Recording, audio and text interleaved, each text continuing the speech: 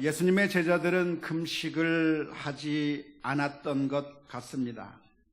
아예 안 했는지 안 하는 것처럼 보였는지 정확하게 알 수는 없지만 예수님의 제자들이 금식을 많이 하고 금식을 열심히 한다고 하는 모습이 보이지 않았기 때문에 주변 사람들이 그 모습을 보면서 예수님에게 따졌습니다.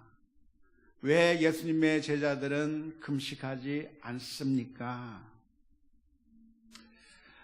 우리가 신앙생활을 할 때 늘 신앙생활에 열정을 내고 열심을 내면 사람들이 인정해주고 박수를 쳐줍니다. 이 세상의 영역 가운데서는 누구에게 박수를 쳐주나요? 공부를 잘한 사람에게 박수를 쳐줍니다.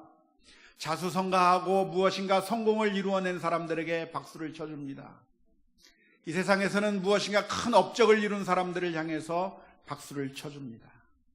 하지만 신앙생활의 영역, 종교생활의 영역 가운데서는 누구에게 박수를 치냐면 정말 종교생활을 열심히 한 것 같은 사람들에게 박수를 쳐주게 되어 있습니다. 금식기도 40일을 했다. 그러면 어떻게 되죠? 와! 100일 동안 철야 기도를 했다. 와! 성경을 필사하기 시작해서 창세기부터 요한계시록까지 다 써서 그 필사를 완료했다. 그러면 와! 그러는 거예요. 성경을 읽는데 백독을 했다. 그러면 와! 하게 되는 거예요.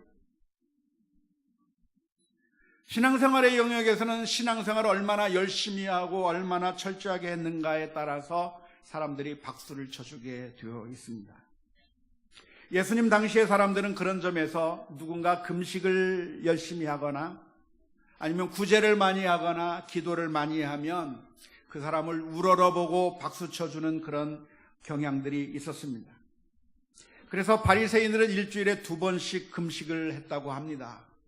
금식하는 게 쉬운가요? 어려운가요? 어렵죠. 그 한 끼를 안 먹으면 영원히 못 찾아 먹는 겁니다.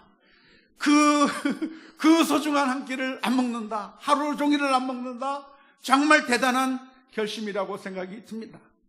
그런데 이 바리새인들이 종교적인 목적으로 자신을 돌보는 목적으로 일주일에 2번씩 금식을 했다고 하니까 그 주변의 사람들은 바리새인들을 바라보면서 존경을 표하게 되고 박수를 치게 되어 있었던 겁니다.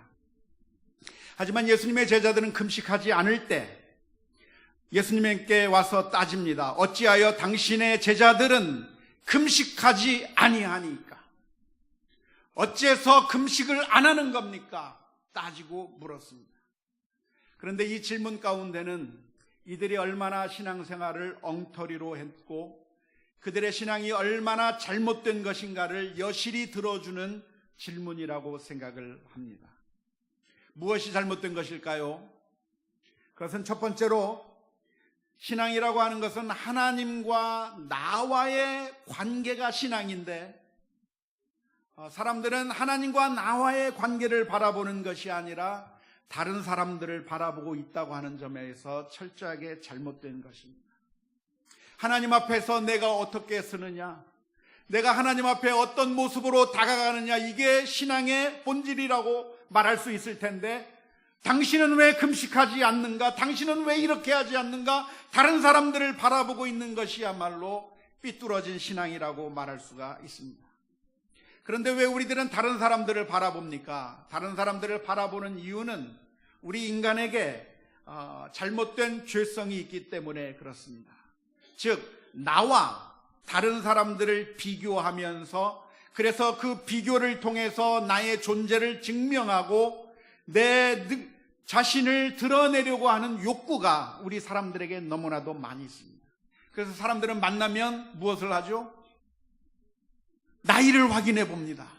내가 반말을 해도 될 수 있는 사람인가 아닌가, 내가 누를 수 있는 사람인가 아닌가를 확인하는 거죠.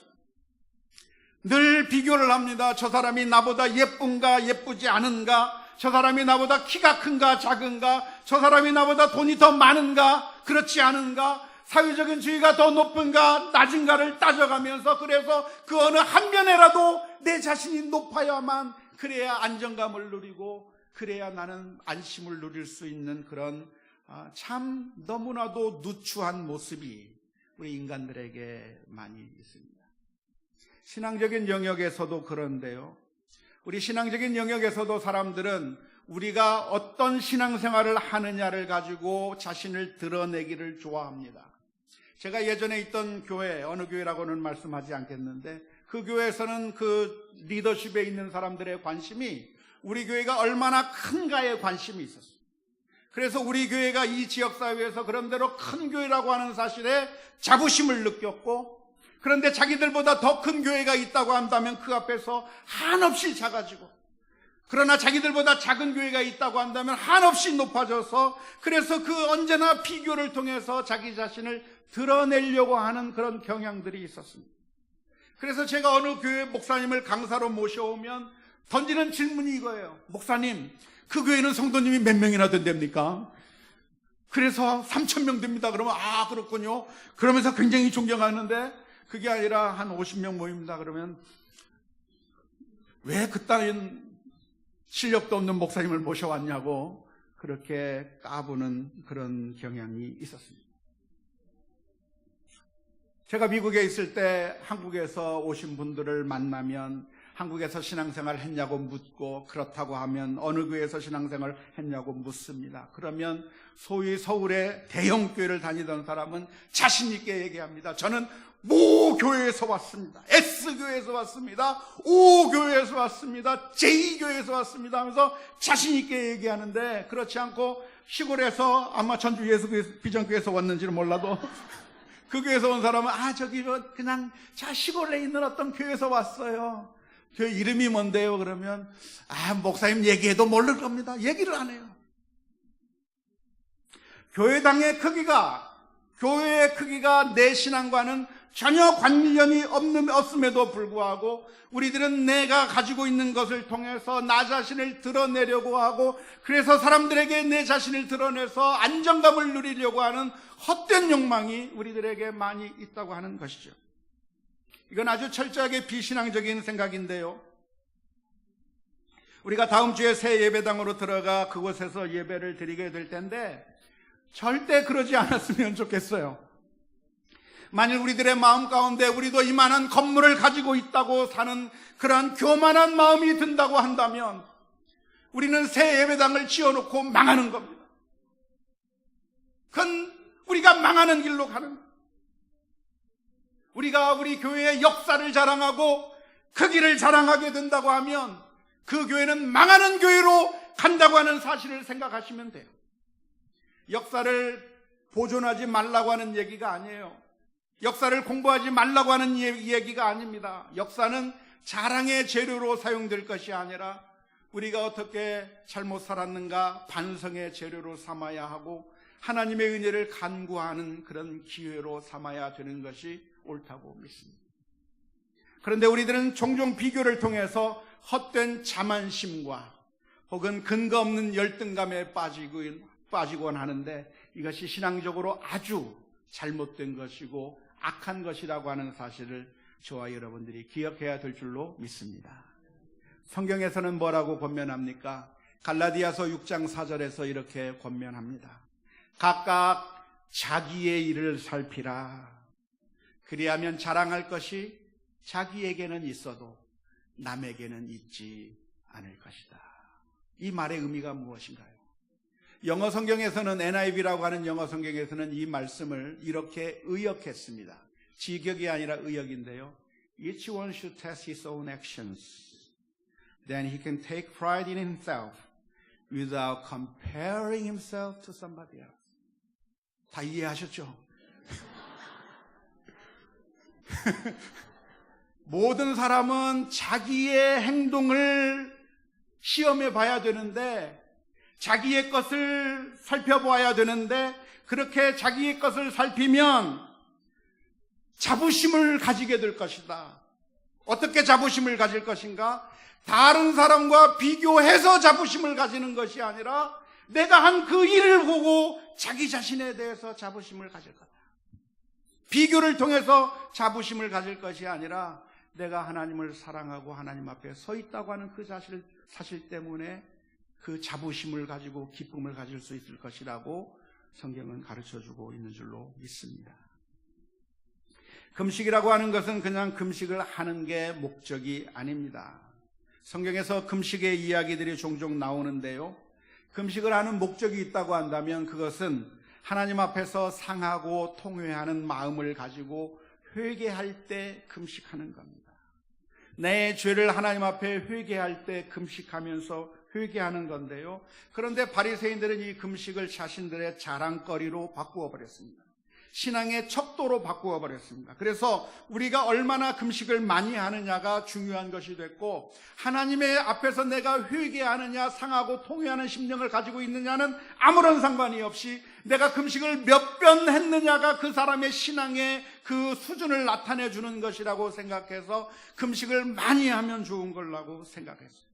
이게 바로 율법주의라고 말할 수 있는데요, 율법주의가 무엇입니까? 율법주의라고 하는 것은 하나님께서 말씀해 주시는 그 의도를 망각해버리고 율법의 문자적인 그 내용만을 완수하는 것을 가리켜서 율법주의라고 말합니다. 이해가 되십니까? 좀 복잡한데요, 그것을 간단하게 설명을 드리자고 한다면, 학교에서 학생에게 숙제를 넣어줬다고 합시다. 영어 시간에 알파벳 단어들을 50번씩 쓰라고 학생들에게 숙제를 내줬습니다. 그 숙제를 내주면 숙제를 해가야죠. 어떻게 해갑니까? 선생님 말씀해 주신 대로 50번 그 단어를 쓰면 됩니다. 그런데 숙제를 하는 방법이 이런 방법만 있는 게 아니에요. 무슨 방법이 있을까요? 볼펜 3개를 묶어가지고 한꺼번에 쓰는 겁니다. 그러면 한 번 쓸 때마다 단어가 3개씩 쓰여지니까, 그러니까 3분의 1의 노력만 들여도 되는 거예요. 그렇게 해봤어요, 안 해봤어요? 자신있게 안 해봤어요. 또 다른 방법이 있습니다. 무슨 방법이 있죠? 엄마가 해주는 방법이 있어요. 늦잠 잔 그 아들을 향해서 숙제했냐고 하니까 안 했다는 거예요. 그러면 이놈아 왜 숙제를 안 했니 하면서 엄마가 조급해가지고 거기서 내가 숙제해줄게 해서 50번 써가지고 그 숙제를 들고 학교에 가면 선생님이 그 50번 쓴 단어를 보고 잘했다고 하겠습니까? 잘못했다고 하겠습니까? 잘했다 그럴 겁니다. 결과가 요구한 대로 나왔기 때문에 잘했다고 말할 겁니다. 하지만 그것은 숙제의 목적을 실천하는 것이 아니죠. 선생님의 목적은 그걸 쓰면서 단어를 암기하고 그걸 쓰면서 공부를 잘하라고 가르쳐 준 거예요. 그런데 우리들은 무엇이 중요한가? 그것을 내가 연습하고 공부를 해서 내 실력을 만드는 것이 중요한 것이 아니라 그것을 끝내는 게 중요한 거예요. 그런데 신앙생활도 이런 식으로 하는 사람들이 너무나도 많아요. 율법의 규정을 지켰느냐 지키지 않았느냐, 밥을 먹을 때 손을 씻고 먹었느냐 손을 씻지 않고 먹었는가가 중요한 것이고, 금식을 얼마나 했느냐가 중요한 것이고, 안식일에 일을 했느냐 안 했느냐가 중요한 것이고, 율법을 지켰느냐가 중요한 것이지, 하나님께서 이 율법을 통해서 무엇을 이루시기를 원하신가에 대해서는 아무런 신경도 쓰지 않으면서 그것만 이루고 나는 다 잘했다고 말하는 그런 율법주의적인 신앙생활로 빠질 때가 너무나도 많아요. 단어를 50번 안 써도, 40번밖에 못 써도 내 손으로 직접 써가면서 그것을 배우려고 노력하는 것이 훨씬 더 소중한 거예요. 그렇지 않아요? 그런데 그런 목적들은 언제든지 사라져버리고 그저 숫자만 채워서 내면 그게 다 된 줄 알고 율법주의가 판치는 세상에 우리가 살아가고 있는 것이죠. 안타깝게도 우리 한국교회가 신앙생활을 율법주의로 바꾸어 버릴 그런 경향들이 있었습니다. 신앙생활은 어떻게 하는 것이 신앙생활인가? 기본을 지키면 신앙생활을 잘한 거라는 거예요. 기본이 뭐예요? 주일 성수하고 헌금 잘하고 성경 읽고 기도하고 전도하고, 그러면 좋은 신앙이라고 가르쳐주기 시작했어요.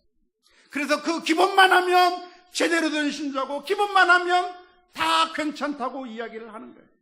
그런데 그것을 해내는 것이 중요한 것이 아니라 사실은 하나님 앞에 우리가 하나님을 얼마나 사랑하고 하나님을 얼마나 신뢰하며 내 속에 들어있는 사탄의 음성을 눌러버리고 하나님의 뜻에 순종하며 살아가느냐, 이것이 훨씬 더 소중한 거라고 하는 사실을 저와 여러분들이 기억해야 될 줄로 믿습니다. 우리 주일학교 학생들을 가르칠 때도 우리가 율법주의로 가르칠 가능성이 많고, 부모가 자녀들에게 신앙을 가르쳐 줄 때도 율법주의로 가르쳐 줄 때가 많아요.